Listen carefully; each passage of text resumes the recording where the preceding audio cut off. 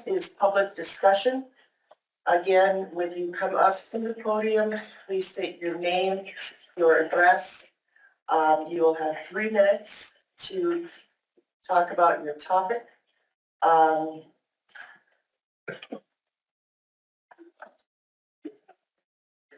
gonna jump right into it. And address your comments to me. Please do not discuss complaints or concerns about city staff. There are other avenues to address concerns of those types, such as either call the city administrator or contact one of the city councilors or myself directly. But we cannot discuss personnel issues in an open meeting. That being said. Hello, everybody. Well, I have 3 minutes, right? So let me talk fast and get to the point. Okay. I'm not sure, Mayor Heim, if you're familiar with the letter that went out to the Minnesota mayors on December 22nd of last year. But this letter went out to all Minnesota mayors, urging the legislature to correct course and to remember that every dollar a mayor manages belongs not to the capital, but to the people you serve. Sadly, only 98 out of 856 mayors in Minnesota signed the letter to support and represent the families in their city to obtain fiscal sustainability throughout the state. Some of the contents of the letter include, and this is certainly not all of it, but there is significant property tax levy pressures throughout the state. There's a historic $18 billion that disappeared in a single biennium, a projected $2.9 to $3 billion deficit in the 28-29 biennium, and Minnesota is slipping in national economic rankings, and statewide indicators match what is observed at local levels. For example, between 2019 and 2024, Minnesota ranked 46 in median household income growth. From 2020 to 2024, Minnesota had a net out-migration of nearly 48,000 residents. Our residents deserve better than deficits, economic decline, and policies that push families away.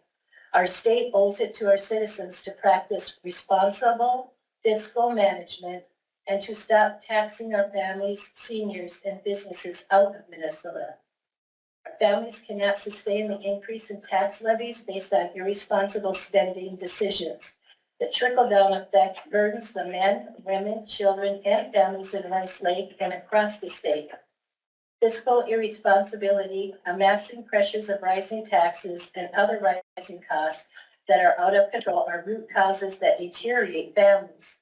Parents spend more time away from home, working multiple jobs just to have the privilege of basic housing, food, medical, and transportation. An absent parent cannot provide for their children's educational, social, and moral growth. When fiscal responsibility expectations are unmet, cities feel the consequences first, and our residents feel them the most. So, as a servant to the tax-paying citizens of Rice Lake, have you considered signing this letter? If you even had a chance to review it or see it? I have seen the letter. I did not sign it. There's still time. Certainly, if the council wishes me to do so, I will. I personally don't like petitions. I have had meetings with both Senator Hauschild and Representative Zeleznikar to discuss my concerns in these issues, and that is how I choose typically to deal with things. I deal with them personally. But if the council wants me to sign this letter, I certainly will do so. I encourage you to do it, Jamie. I mean, Minnesota's going through some there's a lot of fraud going on out there. And I think we all need to work together. Whether that's a coalition of mayors, because who do we go to? There's no one left but the mayors. The mayors are the responsible people now. You know, our top tier, I know this is a little out of protocol. The people that are in the audience Can I see a show of hands of those of you that would like me to sign this letter? Council, please. I have seen the letter, read it, so I don't have an opinion on it. I will just say this sounds, I do have a copy of it if you would, I only have one copy, but you're free to look at it. sure. I will also just say, to me, this sounds a little bit partisan, and I don't know if that's the case. I could be wrong, and I just don't, there's not a Democratic or Republican way to fill a pothole, right? I don't think there's any room, I don't think it's constructive to do that here. That's my thought. I'm not making this political. It is, if I'm going to say anything political, because I really choose not to go there, because in this room, we have a mixture of flavors here. Exactly. And we all learn to get along in our community. But it affects all of us, no matter what side of the fence you're on, it affects all of us. And something's got to be done. And I appreciate you going a little bit out of protocol, Jamie, and asking for, I like that, because that's how it used to be. Can I have a show of hands? And of course, we lost that when we became a township, but thank you for bringing that back. Appreciate it. Thanks, Teresa. Yeah. For the record, could you state your name and address? Oh, I apologize. Teresa Koivula, 5189 Howard Guinness Road.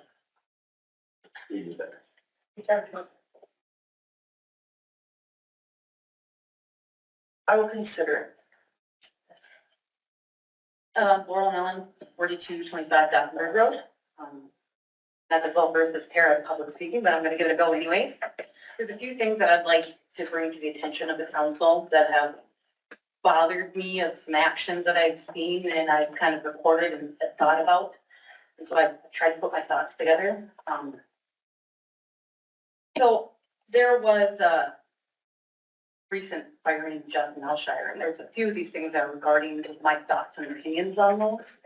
There was a live drive that was shared, and in the live drive, it said the HR committee, and this was on January 6th, within an hour after the meeting, that the HR committee has come to the determination that there's probable cause for the allegations to justify discipline. But then publicly, it was claimed that there was no decision made until a much later date. So was the decision actually made in private during one of those closed meetings and kept secret? And then accidentally, when the live drive was accidentally shared, was that a slip? Or, was it or to use quoted words from that live drive, was it incompetence, disobedience, or both? Why that was shared? Which also, to me, that seems like that's kind of toxic words to send to an employee, your coworker, whether it's your subordinate or not, but you literally call them incompetent, disobedient, or both. That was accidentally shared. So, was it incompetent, disobedience, or both when people weren't considered staff that were actually staff, such as when Tara did a data request looking for an email sent to the sheriff's department, and the very person who said it didn't exist was the one who sent the email. So I'm can assume that remembered who sent it.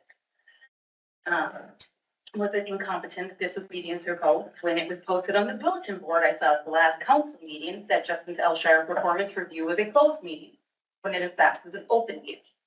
Was this an intention to dissuade the public from going to an open public meeting by posting it as wrong?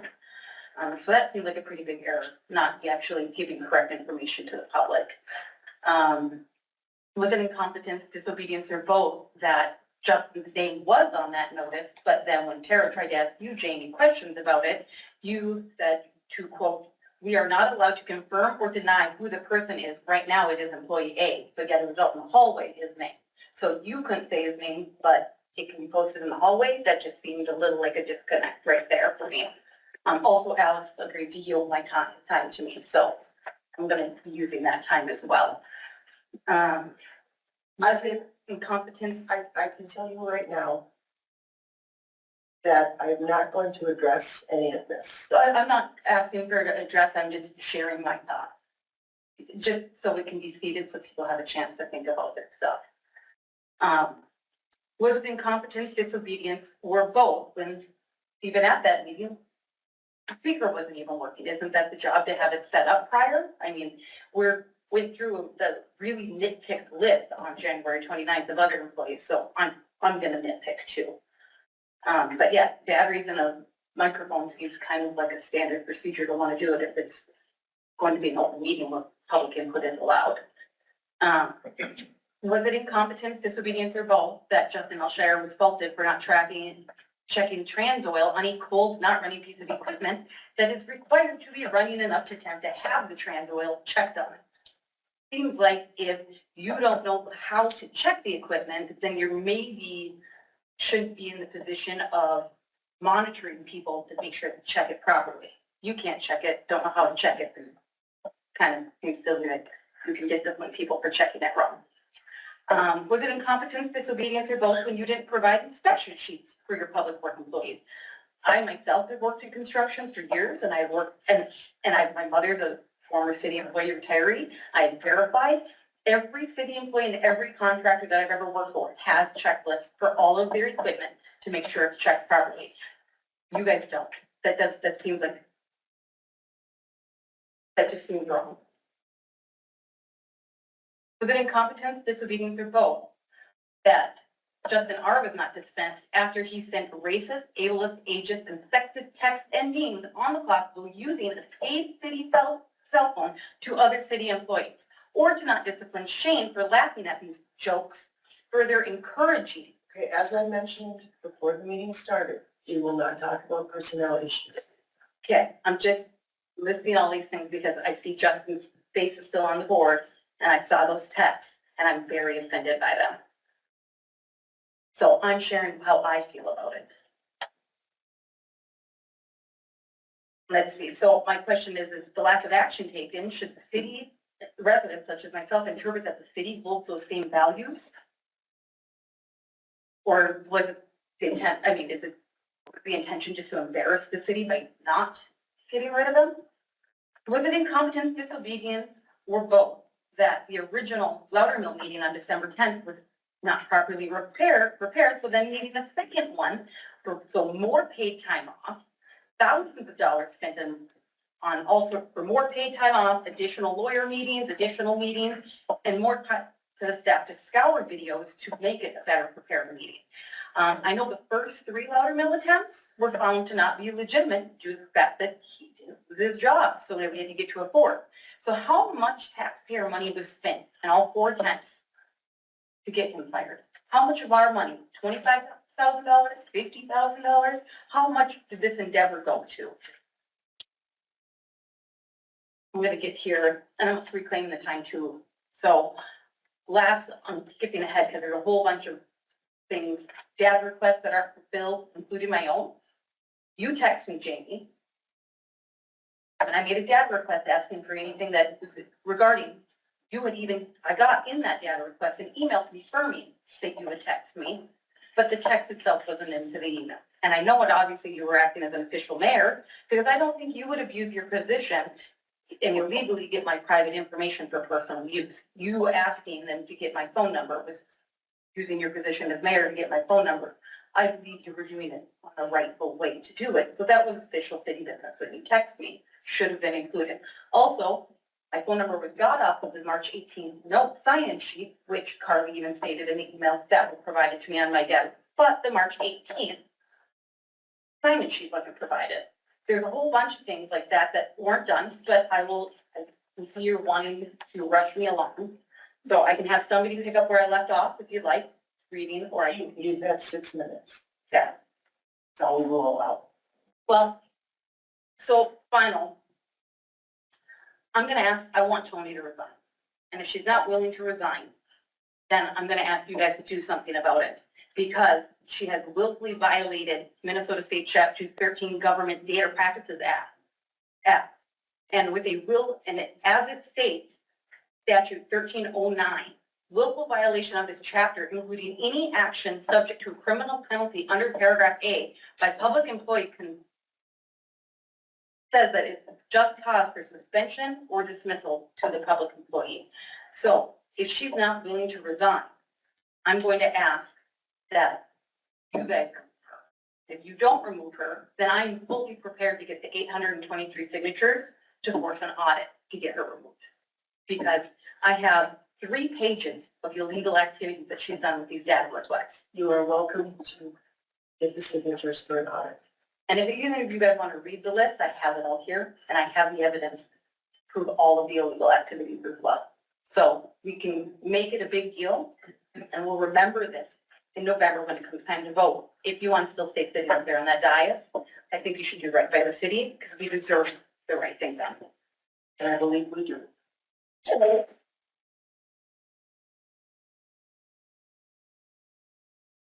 Anyone else that has public comment? Tara Elshire, 4802 Arnold Road. I'd like the council members to pick your eyes up, please, because it's very important that you pay attention to the citizens while they are up there. To get 2 times a month to talk to you. To keep your heads down and avoid looking is rude. So pay attention, because people have stuff to say. You guys thought I was bad before. I'm questioning everything now. I want to know a couple things. I haven't got data requests all the way back to the beginning of December. And now we're talking about the data request protocol. Funny, everything I do equals a change. Because you guys can't get it right the first time, I call you out and then you change it. Why? Could it be that I'm right? Could it be that you're wrong? Could it be that you have the chance to sit up here and do good for the community instead of rubbing people's face in the fact that you have power? You guys are abusing your positions. The word is malfeasance. You're doing it. You're doing it by avoiding hearing people. You're doing it by letting people like that run the city. You're doing it with putting him back on council 2 times when you had an entire crowd here saying, please don't. You're supposed to do a good job. Okay, so moving on, I have a couple regular questions because my data requests don't get fulfilled. So what am I supposed to do? You tell me to do a data request, you tell other people to do a data request, we do the data request, we get charged $500, we don't get the answer. What is it that you want us to do? How would you like us to answer these questions? I'm curious. I need to know. I have many pending requests. In fact, now that Justin has been disciplined and we go back to the 24th of November and the 3rd of December, let's talk about those meetings. Because what was talked about? He didn't get sent home till the 5th because of violation on the 4th. So what were you talking about on November 24th and December 3rd? Huh? Those meeting minutes need to be released because with the statute that was used for the attorney-client privilege, it can only be used if discipline is in place. And you told me in the meeting that it was the same topic for both meetings, and then you admitted it was Justin Alshire. So I want those minutes. Okay, I have a quick question since I can't get data requests. I saw that there are some assessed fees in advance to lines being connected. Is this covering the city's portion of the paid Duluth WLSSD fees, or what portions are getting assessed? I'm just curious. Like, what is the city fee? What is the Duluth fee? What is the WLSSD fee? Curious. I'm not sure what you're referring to. This is exactly why. You can't answer it. So I need to do a data request. And I'd really prefer that your city administrator answer my data request. If neighbors are hooking up to the utilities that go onto our property because I signed an easement, how do they get there? Do they have to go under my property? Am I going to be let known where the hookup is? That is a question that I have. Is there a map of utility lines and hookups? My time is up. I would normally say thank you, but you guys have refused to listen to me. So I don't thank you, but I wish you luck. Okay, then we will move on to the consent agenda.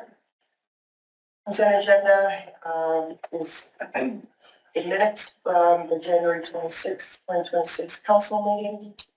It is also from the January 29th, 2026, performance evaluation for Justin Alshire. Looking for a motion for the consent agenda. I'll make a motion to, I need to say something, public discussion, those minutes are wrong for Justin you'll have to go Alshire. up to the podium and get. It's not public discussion, she said the format is you talk about stuff that's not on the agenda. This is on the agenda. We are not talking from our seats.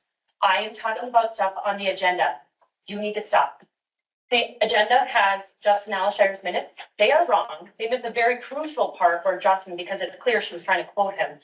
Crucial part where he points to both Toni and Daryl and says, he thinks you guys are in too deep because of these two. Notice how she doesn't say that? Yeah, you need to make sure if you're going to be posting stuff about somebody's life and the termination, it better be quoted correctly because that's how she rolls. I actually noticed that too, that was on my list of the minutes or. You want to scrutinize other people, people are going to scrutinize you. That's Period. Tony, can you add that to the minutes? Did you have, She's got the video. We made sure the Zoom was on. that's enough time.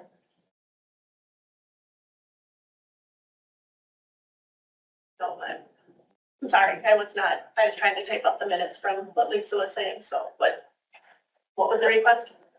That at one point, Justin specifically indicated that, you and Daryl,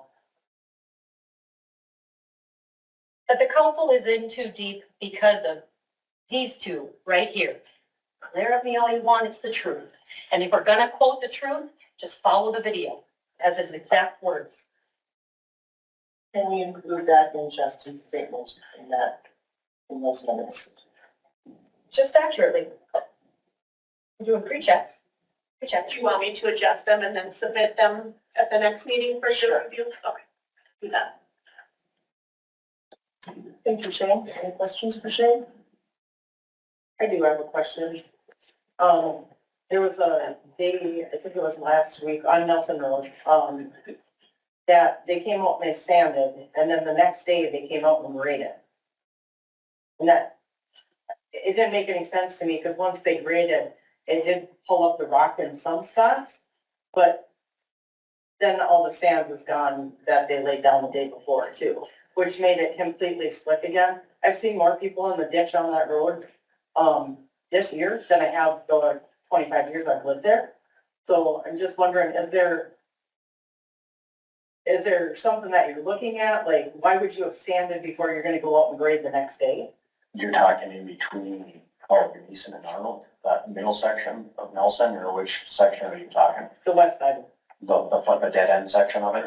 Yeah. I know during that time frame, there was quite a few roads that were really, really icy, and there was sand put on them temporarily, just so there wasn't people going in the ditch.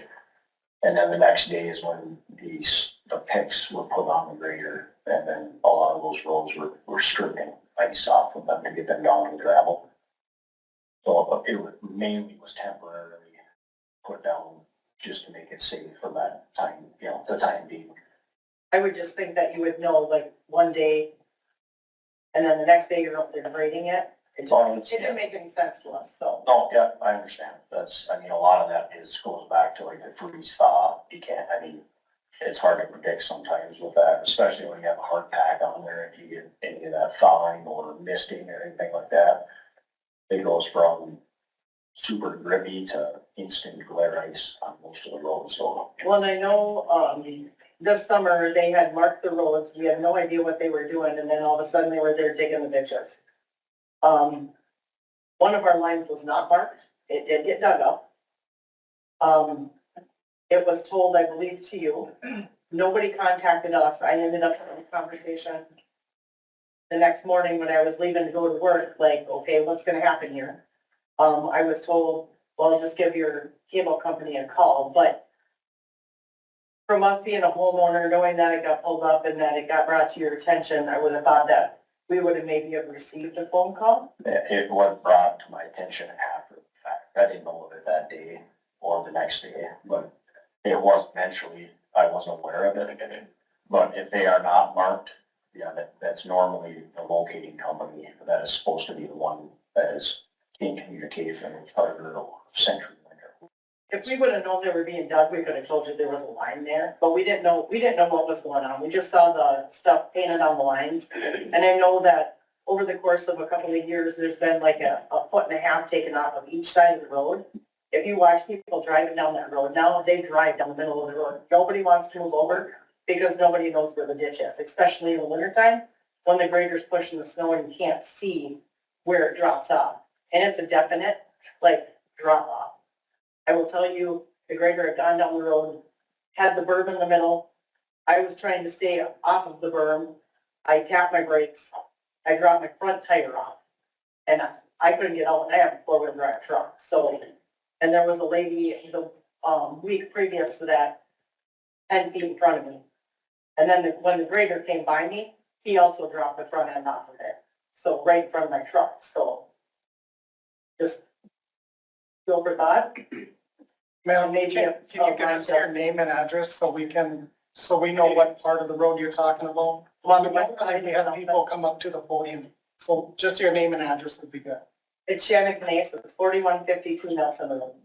Thank you. We'll look into this. Thank you.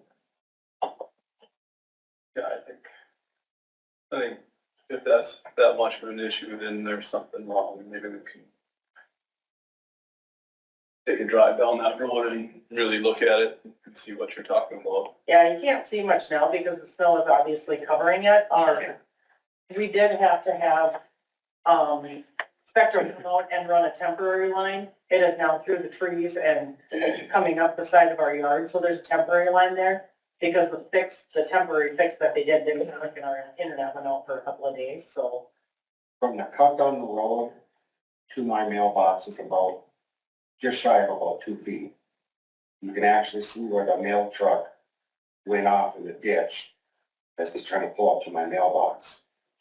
So you can kind of see where the edge of the road is, just not this tire tracks. That was after the road was ditched. Yeah, and our road was pretty good before. We never had any problems with it until it's been ditched. And it's like,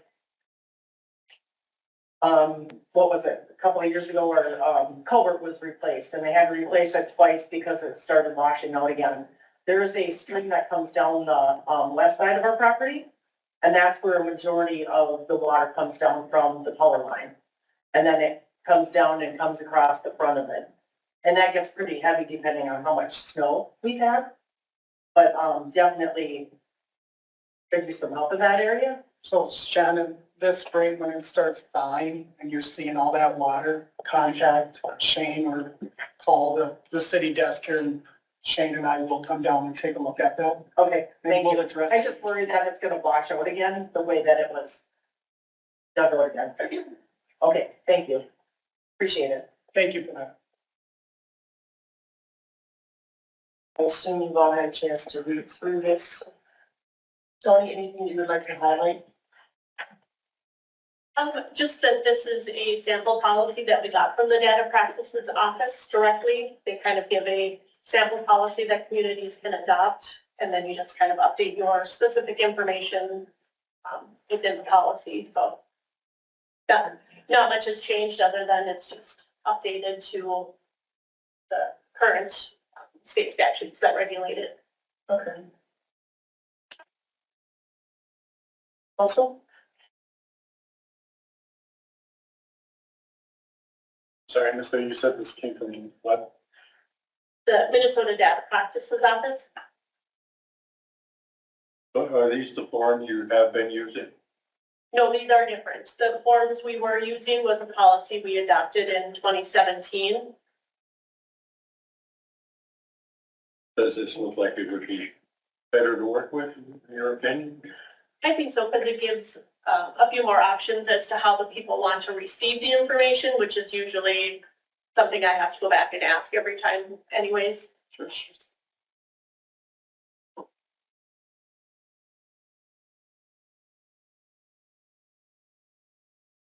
Hopefully this will be a little bit easier process.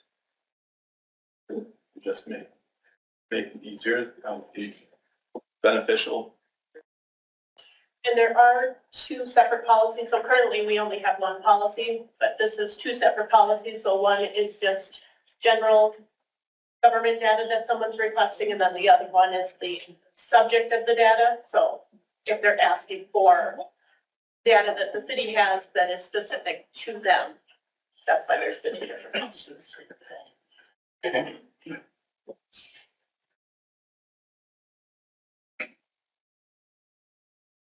Any other questions regarding this or comments?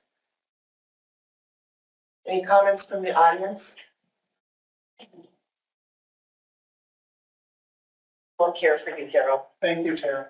Tara Alshire, 4802 Arnold Road. I'm just curious because I heard you reference the old form. Now, the old form said adopted in 2017, but for years, people could just email and still get their data requests. Never an issue until data requests started coming in. Then data requests start coming in, and then it's, you have to use this form, but the form doesn't even have half of these things on it. So just like, I don't know, last month, when my husband went to submit a data request, I took your horrible old form, I blew it up, made it clear, put Tony's information on it, added all these extra things, and his data request was rejected because it wasn't the official form. This is manipulation in its finest, and that is exactly the same information I had on that form that was rejected. This is a power game, and my form is better than that form, I'll tell you that right now. But I want to know if, when this goes into play, all the ones that were existing that still haven't been fulfilled, because we fulfilled January, it looks like, for an hour and a half, but the ones in December, and I even have a list, I mean, very simple data requests that are still not fulfilled. So before this goes into play, can we just get caught up to speed and then move forward with changing stuff? The data requests that are already submitted will be grandfathered in. Yeah. Yeah. This will not come into play until we vote on it at our next council meeting. But at that time, yes, we will start using the new form. Okay. Well, moving forward, when we keep changing these policies and things, I would suggest if somebody has done the work, because Tony is so clearly taxed and so behind, if somebody does the work to put together a really nice form, maybe accept it. Maybe just say thank you. I don't know, instead of always digging your heels in. Good work in your favor. Thank you, Tara. Yes, Tony, can you explain this data request that was denied? You're not doing any power play or any. Oh, Jesus. I'm following the policies that are established and in place. So our current policy requires all data requests to be submitted on our forms. So no, someone can't alter our forms and submit requests because that's not our form. That makes sense. Thank you for that.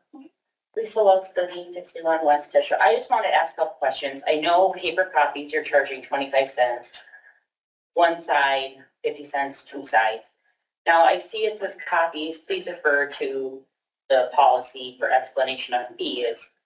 But now you also, in that, give the option of email at the bottom of your form there, I'm sorry. Yep, it's on the bottom. The form is. Yeah, right there.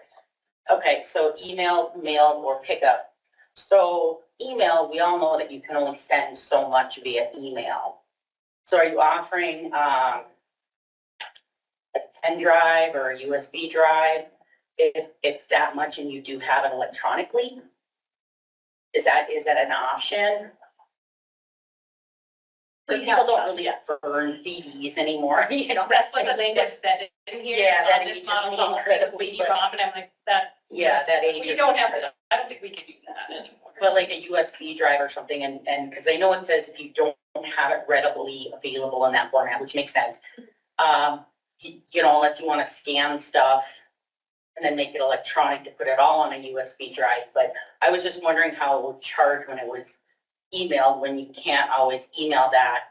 And if you're printing it, for me to come and inspect it, that's already one copy of it. You know, I guess that's where I'm convoluted with how I see it, I guess. So what I'm planning on doing on that side of things is council adopts a city fee schedule every year. And I think the 25 cents and 50 cents is currently in our fee schedule. So we'll just add something in about, I was just looking at a sample one from Minneapolis. They USB drive, this gigabyte to this gigabyte is this much money, USB drive for larger ones. So that'll just be something we'll have to incorporate into our annual fee schedule that we review. Because like for me, for example, I have USB drives laying around my house like casually. And so I could easily run on up here and be like, hey, can you run this overnight? You know, I know it's big. Can you download it overnight? Are you still going to charge me the $50?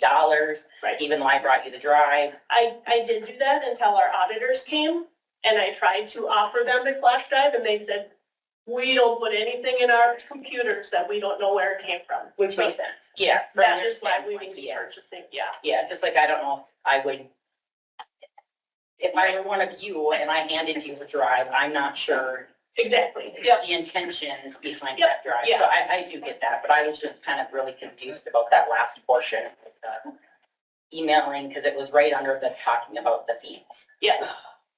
Okay, thank you. And it's a work in progress, so that may be something. You we guys can know I add in didn't there. work on that. Yeah, no, that's good. Laurel Mellon, 4225 Dasbury Road. Kind of an answer to your question, Bill, you just asked Tony about if it's practice. I requested in September 25, 10 minutes of video of the lobby, and I said in the request that I should be the only one on the video because I sat in the parking lot before I came in and after, so it should be all good. You don't have to worry about, privacy or editing out anything. But I only received 3.5 minutes of the 10 minutes that I requested.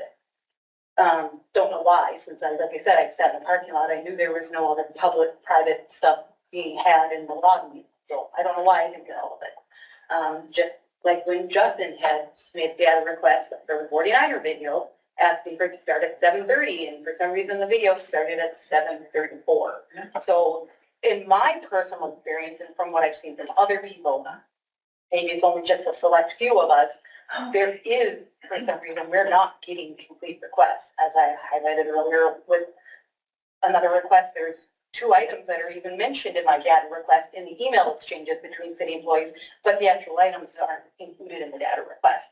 But she's aware of them because they're in the emails that she Should you included. go and ask her again? Did you say you missed the last 7 minutes? No, I did not. It was a selection in the middle, and, it was come and get the drive.